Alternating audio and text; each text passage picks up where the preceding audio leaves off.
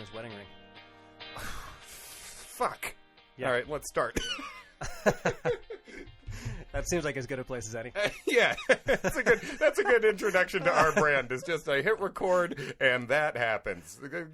Introduce us, Adam. Hey, everybody. Welcome to Away Games, a Chicago Cubs podcast hosted by two comedians who love the Cubs but live in New York. And we are in New York recording this for the first time in what feels like a long time. In person, yeah. In person. This is the first time you and I have been, hanging out in the same room. We've both been in Chicago at different times, and now we are both back in New York. I'm Adam Mamawala. I'm one of the hosts, and that's Kevin. That is Kevin. Kevin McCaffrey. Yeah, thank you. Kevin McCaffrey, that's me. And you can follow us at awaygamespod on Instagram, on Twitter. You don't on Instagram. You do on Twitter. That's true. We've checked the numbers. This is the metric. The results are in. Yeah, you like us on Twitter. You don't give a shit on Instagram. That's okay. Yeah, that's fine. I mean, I think we're nice both places, but you can follow us there. And then I'm going to be in Chicago next week at Social Media Night. Hell yeah. So if you are part of Cubs social media, there is, and if you're going to the thing, there's like a 2-hour thing beforehand. At a Budweiser brew house. That's not it. I really should have all the details. but whatever it is, you probably know. Either way, Kevin will be at Nisei Lounge after the game. That much we know. That is true. So holler at us via Instagram or Twitter if you want to say hi. Kevin will be there. I will not, but Sarah and Andy from the Cup of Cubby Blue podcast will be there. Ken Schultz, who you know from Baseball Prospectus, among other places. Friend of the pod, will be there as well, and I imagine many, many other people. And hopefully it's an important game, and the Cubs are playing well in that moment. And before we get started with our episode, we are once again today sponsored by Thrive Fantasy. How about that? How about that? And people are digging it. They are. We've gotten some good feedback about people who have used it and seem to enjoy it. And again, it is for somebody who knows how to bet. Don't let that dissuade you if you don't. But it's legit. So I'll do the full ad read later. But Thrive Fantasy, if you're wondering, is a new DFS app for prop bets, and it's pretty cool. Yeah, and if you want to hop in there, the promo code.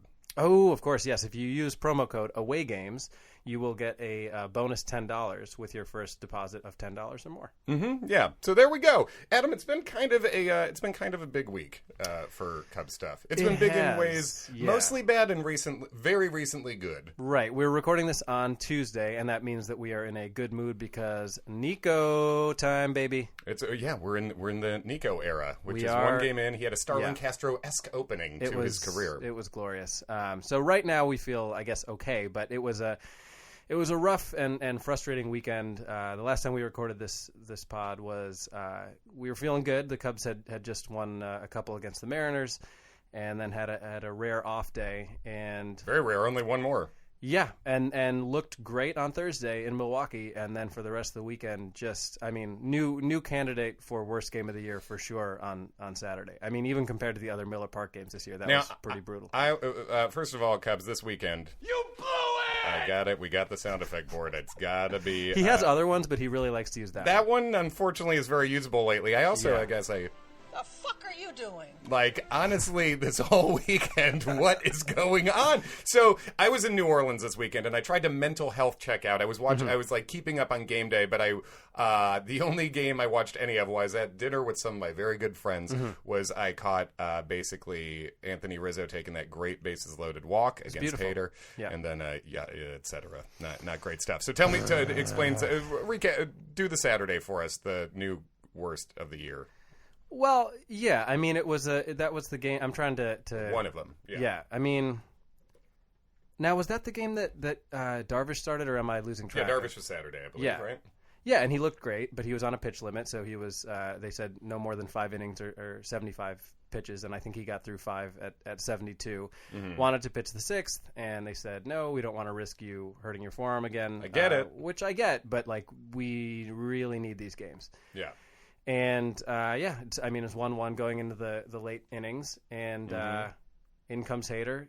Yep. Rizzo works a beautiful at-bat, draws a bases loaded walk. So great. And there is almost no better good versus evil matchup, as I tweeted from the At Away Games podcast, than Anthony Rizzo versus Josh Hader. That just one of the best guys and a childlike guy who had that classic high school white power stage. You know the story, etc. So yeah, Rizzo works that great left on left walk. One guy was awful in high school. The other guy does amazing work with his former high school. Yeah, exactly. Yeah. Oh, God. Yeah. One of the most famed, high schools who've needed help. And, so that moment is great.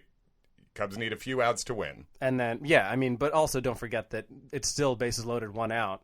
And then I think it's Bryant after that, and then Bodie, and Bryant pops out, and Bodie strikes out. And you kind of had the feeling once they didn't tack on there, like, this is not going to go how we want it to. And then, unfortunately, and this, Joe had an explanation for it, but I didn't love it.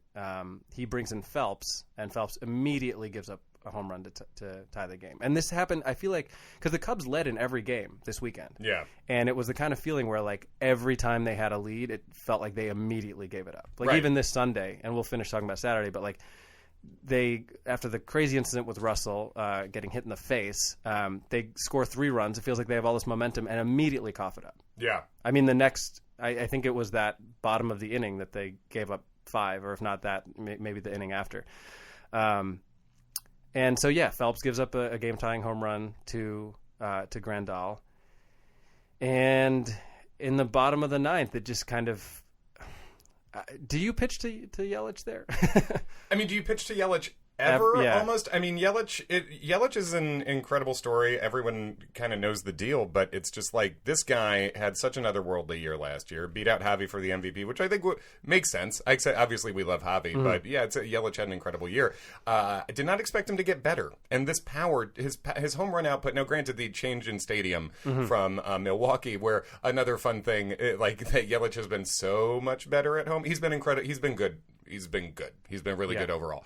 But he's been so much better at home. To the point, the Cubs were cycling through signs with nobody on base like you would when someone's on second. Why is that? Well, because you think they're stealing in a way that is not even allowable stealing. And that's been rumored just with the weird home run, the weird splits for Milwaukee offensively at home, specifically for Yelich. But ultimately, it's hard to argue you should ever pitch to Yelich unless he's the first batter in an inning and you're up by more than 1. Yeah.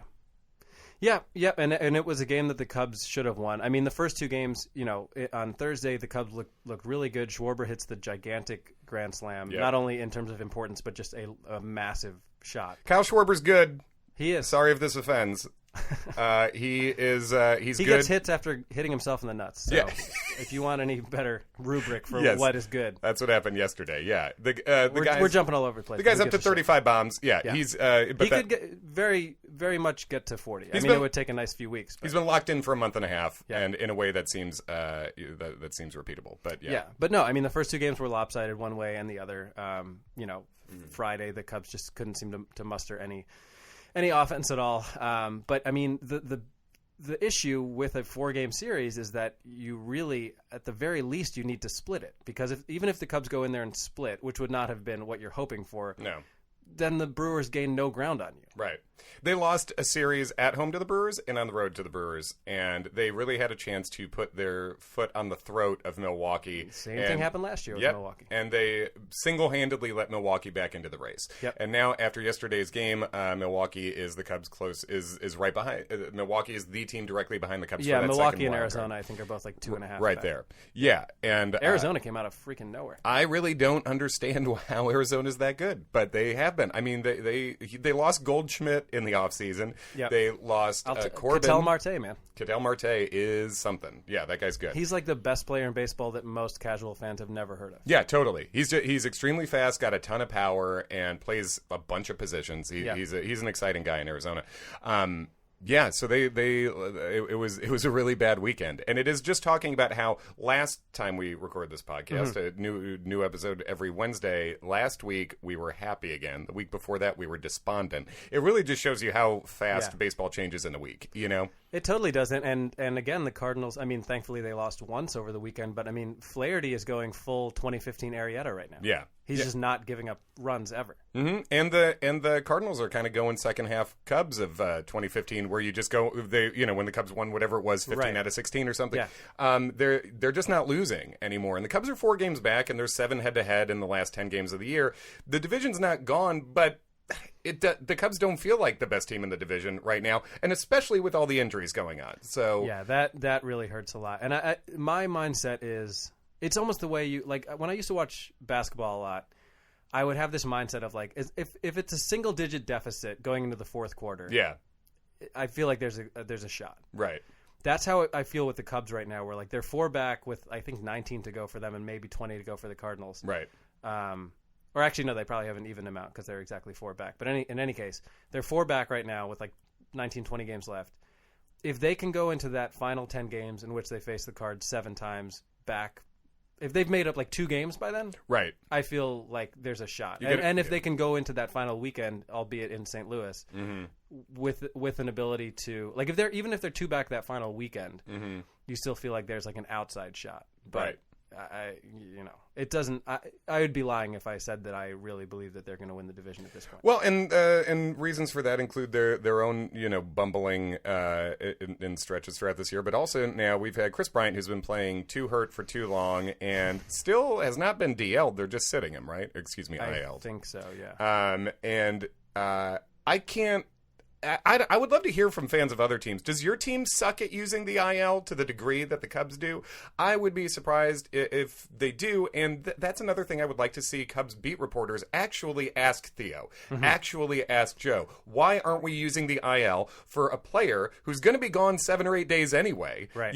They just haven't done it, and Kris Bryant said specifically, he's like, I'm doing the team a disservice playing at the health I am. Yeah, but that's been the case for a long time, and I don't blame Kris. It shouldn't be on him to be making that decision. Also, some people are mad in the comments on a tweet. Kris was saying like he got hurt sliding into second, and he said he just sucks at sliding, and he needs to get better at that. And people are like, "Oh, what did he like jam his knee or something?" Yeah, he just messed up his leg, and whatever. That's how it happened. He's being honest. He doesn't want to hurt himself. Shut the fuck up. Kris Bryant's really good. It's just he has not been good for a while, and that. I don't know what you have a front office for, what you have coaches for, if not to analyze how good your players are able to play right now and put them in the positions to succeed, or if not, sit them and get them healthy. And the Cubs have been horrific at that for a few years now. Right, and there's even less of an excuse for it now that the 10-day IL exists. Because if it's 15, I get that you don't want to do that, and then the guy's ready halfway through, and you're like, well, shit. Yeah, but I mean, this has happened with Rizzo. This happened with Bryant this year. This happened with a ton of guys. What was the criticism of Bryant? Like, you should slide better? Yeah, it was basically know how to slide. Okay, cool, thanks. You know how to hit home runs. You don't? Yeah, it's like, it's whatever. It happened, and he's just... It's one of those weird things where, like, Kris Bryant has the rep, I think, around the world. We've talked about this before, where it's like, boring guy. He actually says more things in interviews than most people do. He's pretty candid. And this is just an example of Kris being candid and saying exactly what happened. So whatever the case is, he's hurt. He should have been IL'd a while ago. I guess now with the 40-man roster, there's less motivation to IL at this point of the year because you're not really missing the roster spot in the same way. But up until this point, no excuse. And obviously the biggest injury news is that Javy Baez is gone until at least the playoffs, it seems. Yeah, it's pretty rough. I mean, when you talk about who is the hardest person to replace on the Cubs, it would be hard to not have Baez at the top of that list. I think you're talking, in terms of biggest drop-off. Baez and Wilson, probably. Yeah, I would say, yeah. And maybe even more so because of the fact that, and now obviously Nico's in the picture, but like Caratini's been a pretty damn good Caratini, I think it's by Fangraphs WAR, is a top 15 catcher in baseball with the playing time he's had this year. He is. You can hardly do better than Victor Caratini as a backup catcher. Yeah. Really, like he's an extremely effective backup catcher, offensively minded more so, and a decent receiver. Not much of an arm, but he's been great as a backup catcher.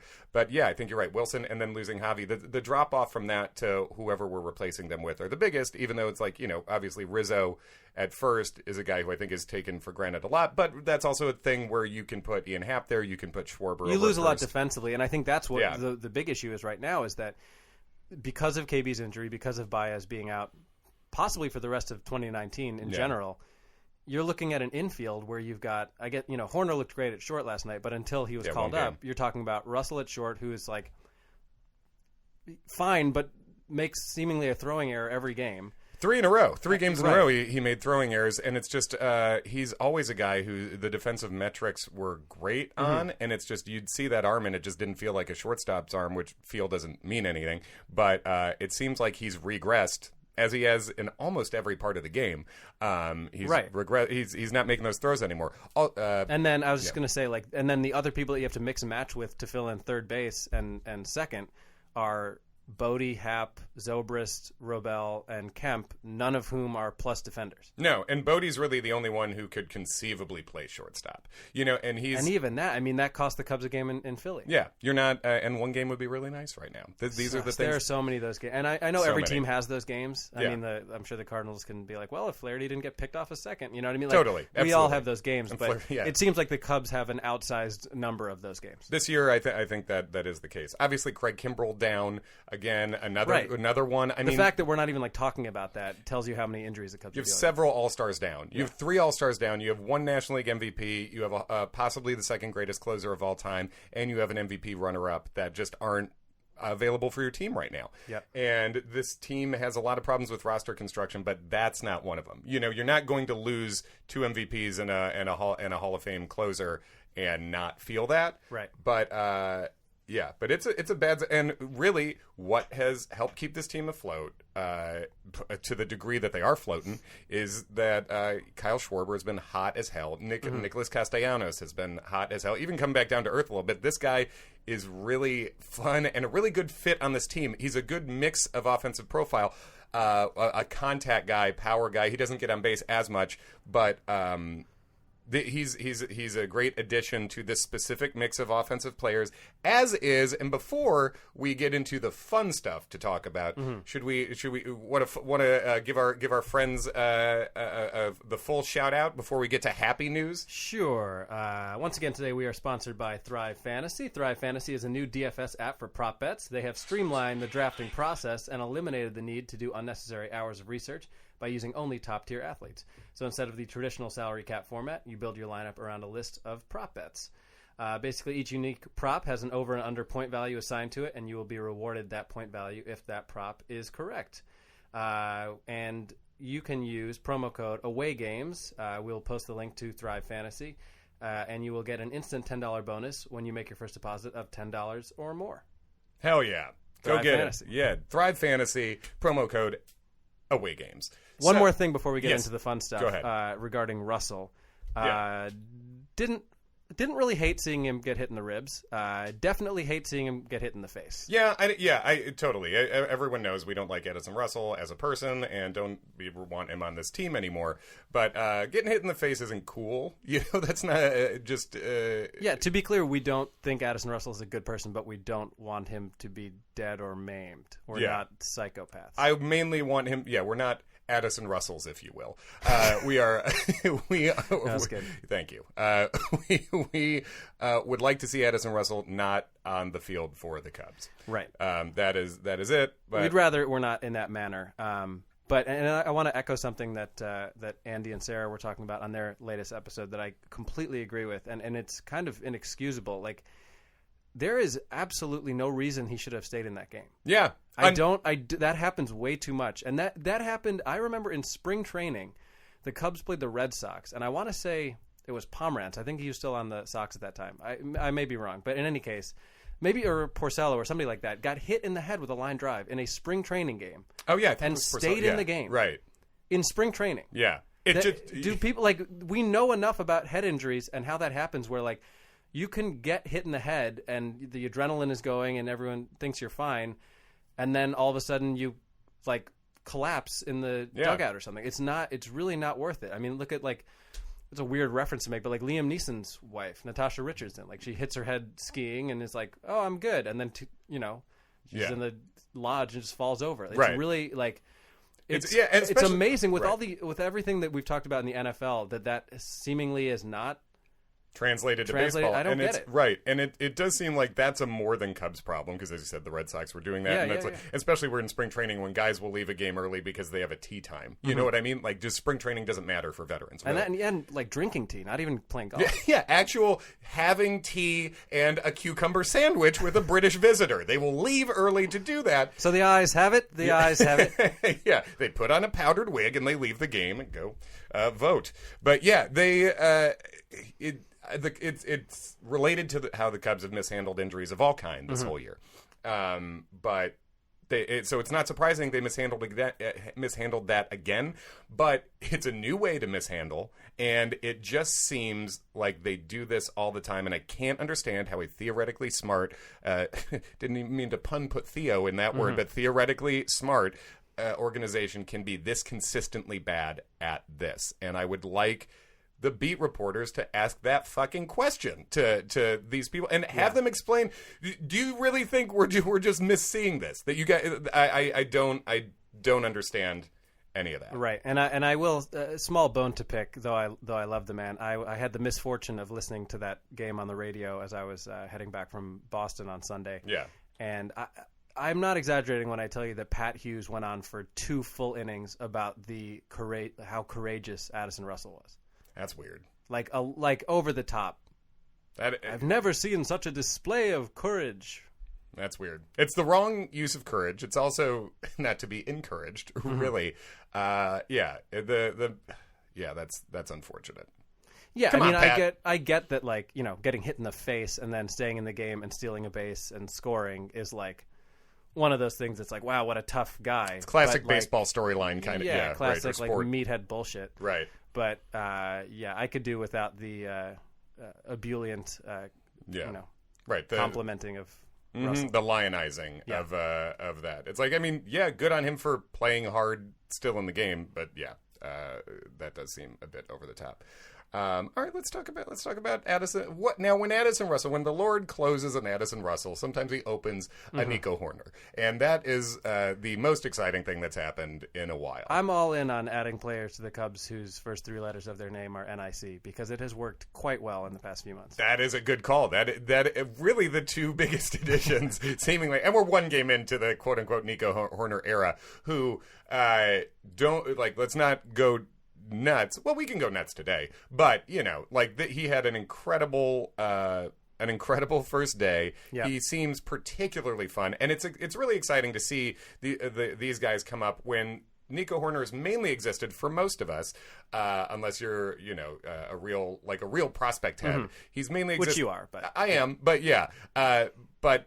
He's existed as a name. He's existed as a stat line more that I haven't seen a ton of video on Nico Hoerner. Certainly not as much as our friend Brian Smith at Cub Prospects went to San Diego was there live to watch the game yesterday, and he's cool. flying back to Chicago.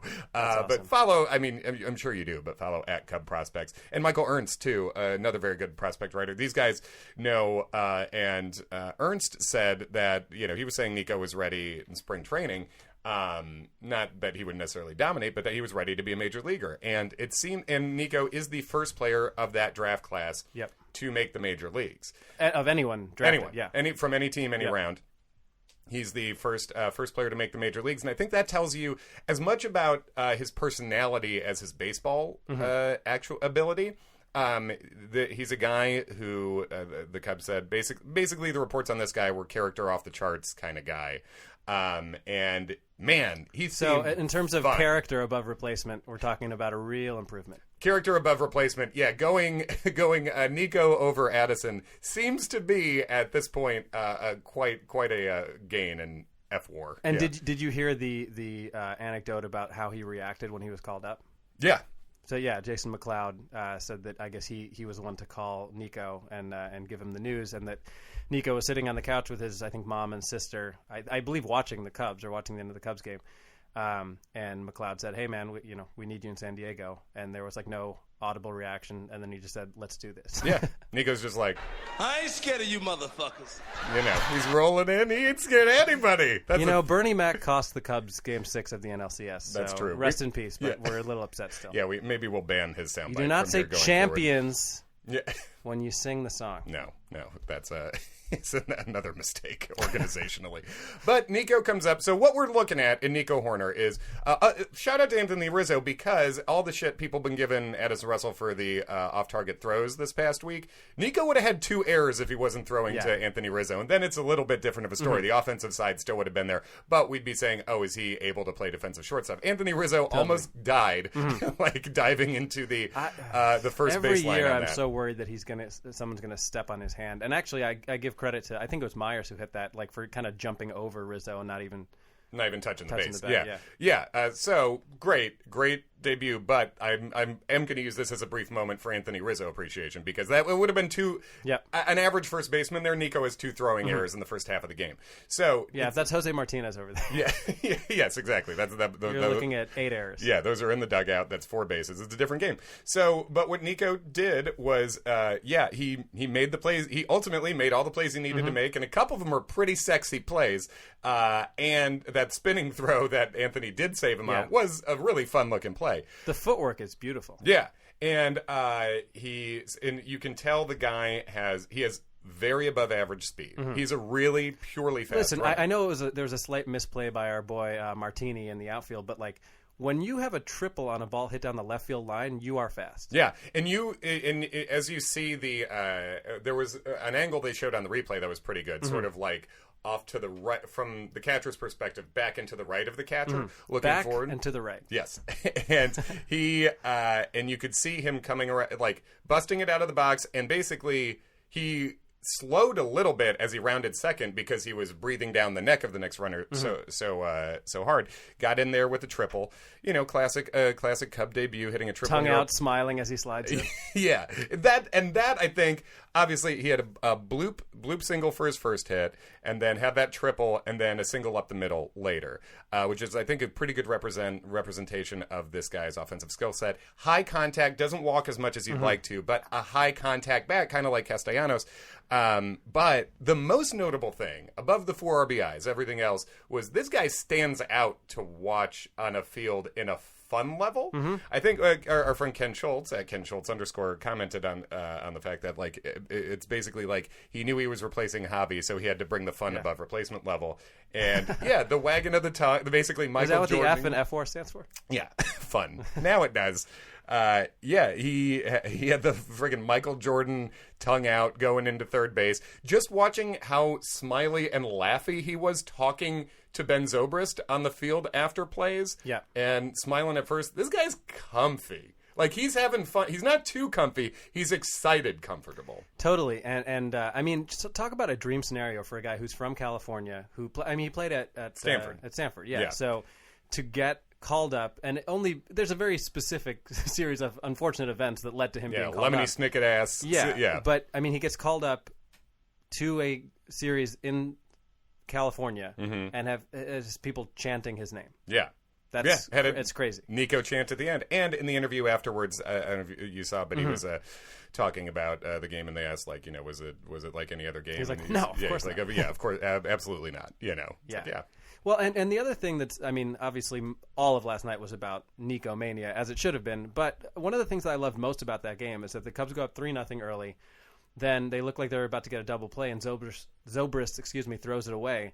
And the Padres end up getting 2 unearned runs, and the Cubs immediately pick up Zobrist and Hendricks. And I love that, because I feel like that kind of shit has happened the other way a lot this year, and for the Cubs to not, like, sulk about that, and all of a sudden they lose a game that they had seemingly in control. They immediately put up, 4 runs that next? 5, I think. Yeah, 5. Yeah, and it was great to see. I feel like Kyle Hendricks just does run into bad luck a lot. You look at his win total. They actually scored for him, though. How about that? He had an RBI, too. Yes, he did. He had a great bunt, and Hayward came home on it.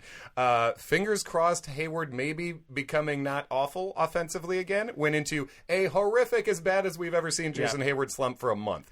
But Sunday, ball off the top of the wall, huge home run, so hopefully he's turning it around. Took some walks, a single yesterday too, and so well, he's streaky, so hopefully he'll end on a good streak. Keep that streak up, because that would be big help. But yeah, it was great to see overall, as you said, great to see something that feels like it's been rare. The Cubs giving up a couple runs and coming back and tacking on right away was great to see. And I like double-digit runs. Yeah. So, I mean, again, it's his first game, and we're not going to go crazy. Although I did pitch a T-shirt idea. Did you see that one? No. I posted. I'm not good at design, but I think it's a good concept. You're good at T-shirt ideas, though. Yes. So it's basically just a rearranging. It says Nico on top, and then you rearrange the N, and it says icon in bigger letters underneath. It's pretty good. It's not bad. What do we do Someone's with this gonna steal podcast? it. I Yeah, don't you should know. just be a freaking retail guy. I'll be a showbiz guy. Showbiz guy, yeah. Have you ever considered, Adam, have you considered a career in the showbiz arts? Yeah, it's great, and it also gives a little... I'm not worried about next year yet. I would like for the Cubs to be in the playoffs this year and to have some fun in October. But calling up Nico now does give you a peek at what the front office is thinking going into next year, and I think it is likely that you're seeing Nico at second base and on opening day, probably. Yeah. I mean, that's what it feels like right now. I think this offseason we're going to solve the Addison issue. I think we should be done with that at this point. David Bodie should probably be around. They gave him the extension, and Bodie, I think, is another one of those underrated guys. He's been pretty good this year. He had a deep slump, like a lot of players do, but he had a deep slump, and he's come back out of it a little bit. And I really like David Bodie as a all around the infield backup. I've actually been more concerned with his defense than I have anything else this year. So, and I feel like that's an aberration. I feel like that's not the real defensive David Bodie. Yeah. But yeah, I guess we'll see. So look, I mean, it's almost impossible at this point. I think it speaks to the unpredictable nature of this team that at some point, without even discussing it, you and I just stopped doing predictions for the next week. You know, right. like after we nailed it like exactly a couple times in a row. Yeah. And then, So and that's what's so weird about this team is that if the Cubs end up winning the next 3 games and sweeping this 4-game set in San Diego and then going home and sweeping the Pirates, it wouldn't completely surprise me. Right. It also wouldn't surprise me if they go 1-5. Yeah, totally. You just don't know anymore. No, it's there's as everyone knows, it's the last 10 games of the year that are 4 at home versus St. Louis, and it ends with 3 on the road at St. Louis with 3 Pittsburgh games in between.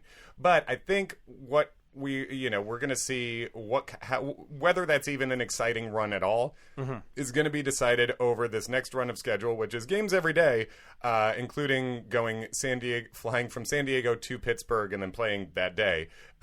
Which is rough travel wise, but. It is. It's at Pittsburgh, right? Or no, I'm sorry, it's in Chicago. Oh, it is That's Chicago. in Chicago. Okay. That one's in Chicago. Then it's at Pittsburgh at the end of the year. But basically, 3 against San Diego, 3 against Pittsburgh. You have to 3 win. against Cincinnati. Yeah, if you don't win 7 of those games, I don't think you have a shot at the division. I think if you are really a serious team, you got to go 7-2 through this run, really, to give yourself anything of a shot for the division. And the Cubs had a similar stretch last year, and they actually did go 7-2. I don't know. That was that kind of. The Brewers went 9-0 though, but right, yeah, of course. But and then the Cardinals are doing that now. But there was a stretch last year in I think it was August where the Cubs. I remember that involved the Detroit series, and it was a time where you and I said specifically like we need 7-2 in the next 9 games. Right, and they did it. Unfortunately, 7-2 right now might not even be enough because, as you're saying, if the Cardinals also do that or go 9-0, then what are you going to do? Right. But the more games you win, the more chance there is of being in the playoffs, which, of course, we don't want to be in that 1-game playoff again, but I'd sure as hell rather be in the 1-game playoff than not be in the playoffs. Yeah, absolutely. And there's a chance that Kevin and I will be at that game if it is in D.C. Yeah, we got a little hookup, and you have good luck with must-win Cubs Washington games in Washington. I have bad luck at wild card games, so we would see whether sure, but that's at home, so you got to do the away game. Yeah, that's true. Be on brand. Thrive Fantasy. Use Away Games as the code. Follow us on Twitter and Instagram at awaygamespod. Anything else before we bust out of here? Let's win some goddamn games, man. Win for a whole week, for Christ's sake. Welcome, Nico. Come back, everybody else. Thanks for listening.